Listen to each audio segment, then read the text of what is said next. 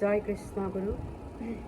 পৰম গুৰু পৰমাত্মা কৃষ্ণগুৰু প্ৰভু ঈশ্বৰ শ্ৰীচৰণত আমি দাসীয়ে শতকোটি কোটিবাৰ প্ৰণিপাত জনাইছোঁ। লগতে আমাৰ চিৰনমস্য গুৰু কৃষ্ণ প্ৰেমানন্দ প্ৰভুৰ শ্ৰীচৰণতো আমি দাসীয়ে শতকোটিবাৰ প্ৰণিপাত জনাইছোঁ। জয় কৃষ্ণ। আমাৰ যিহেতু কথা কোৱা অভ্যাস নাই, তথাপিও আমাৰ গুৰু বিষয়লৈ আজি যিহেতু বিশ্বত তোলপাৰ লগাই আছে, সেয়েহে যিহেতু আমি ঈশ্বৰ গুৰু কৃষ্ণ প্ৰেমানন্দৰ প্ৰভুৰ ভকত, তাৰ বাবে আমি দুআষাৰ ক'বলৈ ওলাইছোঁ। ইয়াতে কওঁতে ভুল ভ্ৰান্তি হ'লে ক্ষমা কৰিব। জয় কৃষ্ণ। আজি আমাৰ জগতৰ ঈশ্বৰৰ বিষয়লৈ এখন ফটো পাই ছ'চিয়েল মিডিয়াত ইমানবোৰ প্ৰভুৰ ওপৰত ধিক্কাৰ তুলিছে, প্ৰভুক নক'বলগীয়া বাক্য কৈছে। সেইসকলক আমি দাসীয়ে দুহাত জুৰি শতকোটিবাৰ প্ৰণিপাত জনাই ক'বলৈ আগবাঢ়িছোঁ। আপোনালোকে গুৰুক ভণ্ডগুৰু বুলি কৈছে। গুৰুৰ কথা নজনাকৈ, গুৰুৰ বিষয়ে নজনাকৈ গুৰুক এইদৰে ক'ব নাপায়। ঈশ্বৰৰ এবাৰ আহি কৃষ্ণগুৰু আশ্ৰমত আপোনালোকে প্ৰভুৰ সান্নিধ্য লওক, প্ৰভুৰ নীতি আদৰ্শ চাই যাওকহি, আৰু আমি ভক্তসকলে কিদৰে ভক্তি কৰোঁ ঈশ্বৰক সেইখিনিও এবাৰ আহি চাই যাবহি নসত্ৰ কৃষ্ণগুৰু আশ্ৰমতে। বাহিৰৰ পৰাই এনেই যি টি কথা কৈ থাকিলে নহ'ব। ৰহস্য আগতে ভেদ কৰি লওক, তাৰপিছত এইবিলাক কুবাক্যবিলাক ইউজ কৰিব। জয় কৃষ্ণ। আমি আপোনালোকক ক'বলৈ আমাৰ কোনো শক্য নাই, তথাপিও যিহেতু আমাৰ গুৰুদেৱক আপোনালোকে ইমান বেয়া বেয়াকৈ গালি গালাজ কৰিছে, সেয়েহে আমি দুহাত জুৰি আপোনালোকক কৈছোঁ, কৃষ্ণগুৰুৰ নামৰ অৰ্থটো জানি লওকহি প্ৰভুৰ পৰা। ভক্তসকলে কিদৰে কৃষ্ণগুৰু নসত্ৰ কীৰ্তন গৃহত ভক্তি কৰে এবাৰ আহি চাই যাবহি অলৌকিক মহিমা শক্তিবিলাক।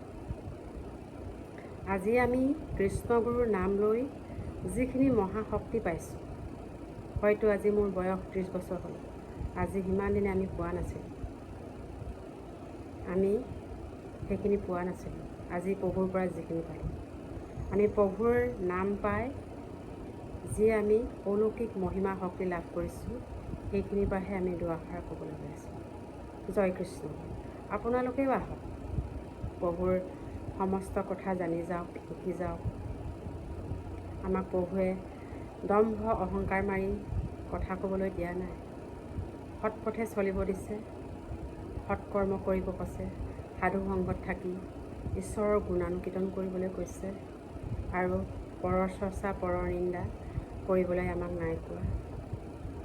ক'ৰবাত যদি আমাৰ ভুল হ'ল, কোনোবাই যদি আমাক দম্ভ মাৰি কথা কয়, তেতিয়াও আমাক প্ৰভুৱে শিক্ষা দিছে যে দুহাত জুৰি ভালকৈ সেৱা ভক্তি কৰি বাক্যটো উত্তৰ দিবলৈ কৈছে, দম্ভ অহংকাৰ কৰি ক'ব দিয়া নাই। আজি আমি গুৰুৰ পৰা যিখিনি নীতি আদৰ্শ পাইছোঁ, সেয়েহে আমাৰ ভক্তসকলে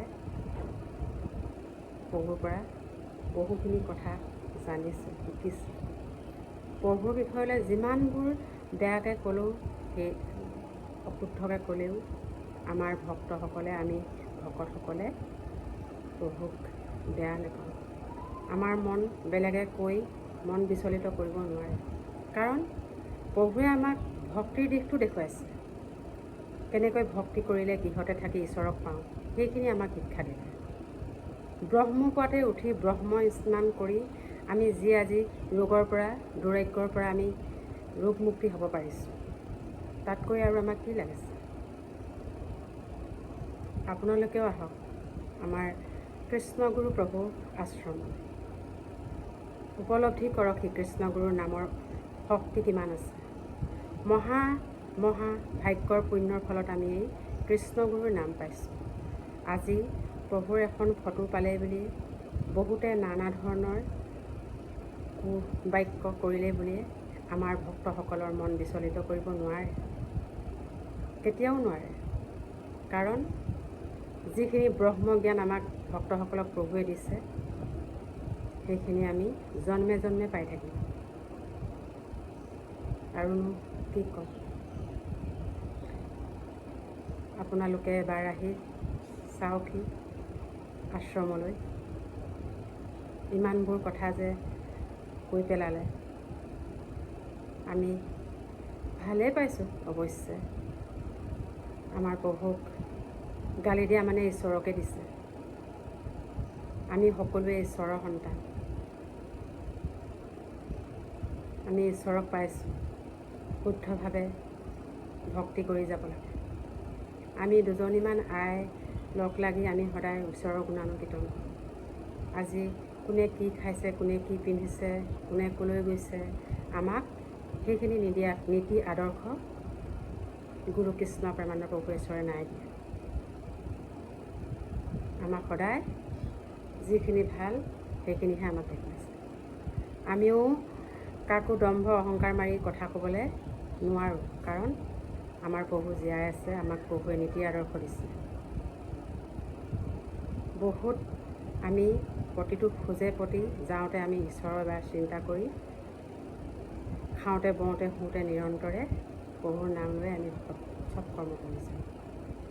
সেয়েহে মুখ আছে বুলিয়ে যি টি কথা কুবাক্য গুৰু নিন্দা কৰিব নাপায়। প্ৰভুৰ ঈশ্বৰৰ ফটোখন পালোঁ বুলিয়ে এনে কথা মানে শুনিবলৈ পাইছোঁ। কম লাগিলেও আমি ক'ব নোৱাৰোঁ। বেয়াকৈ আমাৰো ক'বলৈ মন যায়, কিন্তু ক'ব নোৱাৰোঁ। কি কাৰণে নোৱাৰোঁ? সেইখিনি আমাক গুৰু কৃষ্ণ প্ৰেমানন্দ প্ৰভু ঈশ্বৰে নাই দিয়া। আমি সেইখিনি বাক্য যদি ক'বলৈ যাওঁ, আমি গুৰু দোষী হওঁ। গুৰুৰ ওপৰত আমি মাত মাতিবলৈ যোৱা হয়। কিয় যাওঁ? প্ৰভু ঈশ্বৰ আছে নহয় আমাক সমাধান কৰিবলৈ। সেয়েহে আপোনাসবক আমি হাত জুৰি কৈছোঁ, এনে এখন ফটো পালোঁ বুলিয়ে যধে মধে ভিডিঅ' বনাব পাৰিছোঁ বুলিয়ে বনালে নহয়। আহি যাওক কৃষ্ণগুৰু প্ৰভুৰ শ্ৰীচৰণলৈ এবাৰ। প্ৰভুৰ নীতি আদৰ্শবোৰ চাই যাওক, তেতিয়া ক'ব আমি যে কি কৰিম।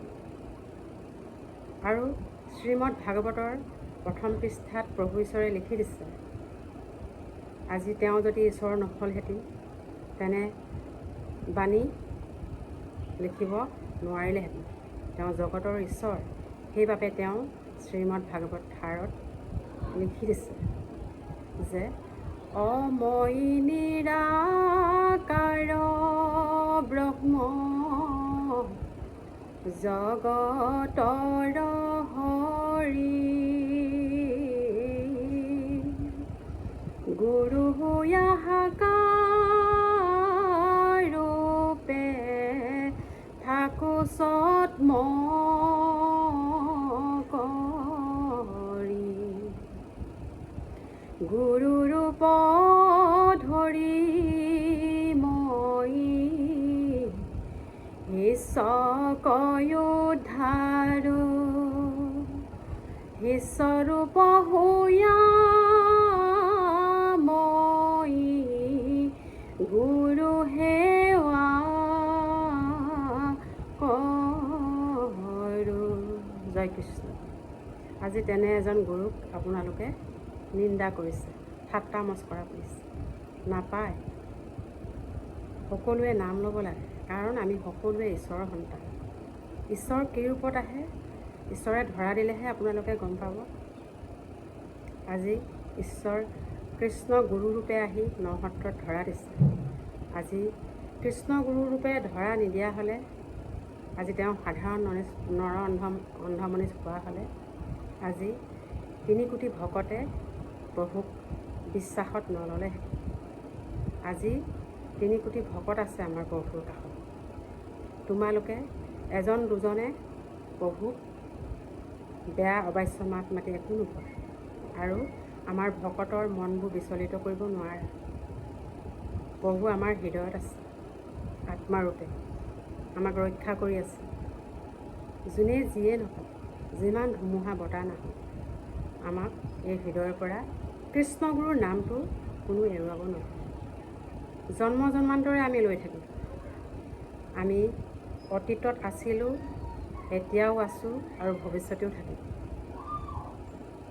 জয় কৃষ্ণ গুৰু, জয় কৃষ্ণ গুৰু, জয় কৃষ্ণ গুৰু।